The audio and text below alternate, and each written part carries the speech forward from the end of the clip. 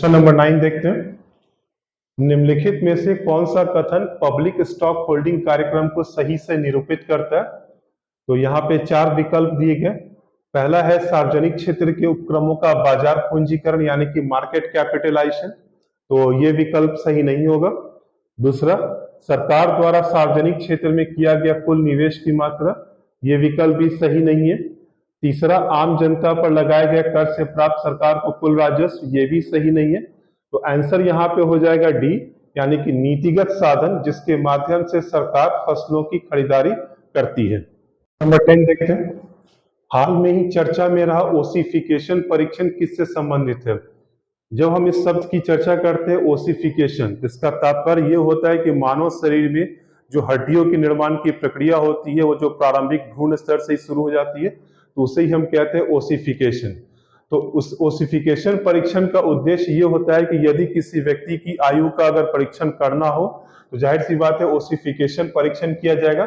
इसलिए यहाँ पे जो चारों विकल्प जो दिए गए हैं उसमें से ए विकल्प इसका आंसर हो जाएगा, यानी कि आयु निर्धारण के लिए प्राथमिक परीक्षण। क्वेश्चन नंबर 11 देखिए, जो कि पॉलिटी से रिलेटेड क्वेश्चन है।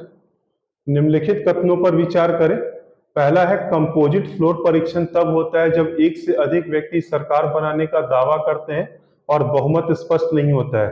तो किसी भी राज्य विधानसभा में ये जो स्थिति ऐसी आती है कि जब एक से अधिक व्यक्ति सरकार बनाने का दावा करें तो राज्यपाल कंपोजिट फ्लोट टेस्ट के लिए कहते हैं, तो वहां पे बहुमत सिद्ध करना पड़ता है, इसलिए यहाँ पे ये कथन ये सही हो जाएगा।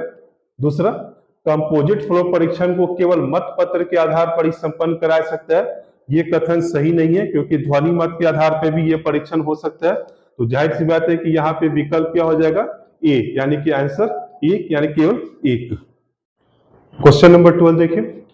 प्रति चक्रीय पूंजी बफर यानी कि काउंटर साइक्लिकल कैपिटल बफर के लिए बैंकों को ऐसे समय में पूंजी रखने की आवश्यकता होती है, और यहाँ पे 4 विकल्प दिए गए। जब साख तेजी से बढ़ रहा हो, जब मंदी की स्थिति हो, तीसरा जब मुद्रास्फीति हो, और चौथा जब साख की मात्रा तेजी से घट रही हो। तो इस क्वेश्चन का जो आंसर होगा, यह स्थिति में जब साख तेजी से बढ़ रही हो तो ऐसे समय में बैंकों को प्रति चक्रीय पूंजी बफर रखना आवश्यक होता है, जो कि बासेल मानकों के अनुरूप होता है।